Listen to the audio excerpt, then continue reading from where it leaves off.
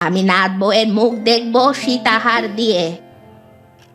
আপনার কাছে আছে নাকি? আমাকে তো কোনোদিনও একটা পয়সাও দেননি, নাত বৌমার জন্য এত কিছু।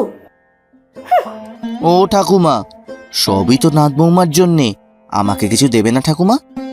দেব দেব, তোকে দাদুর আংটি দেব, তখনকার দিনের পুরনো বাদশাহী আংটি। যত সব নাটক, এসে থেকে শুনে যাচ্ছি এসব কথা, চোখে তো আর দেখলাম না রে খোকা, সব মিথ্যে। সে সময় এলে দেখা যাবে।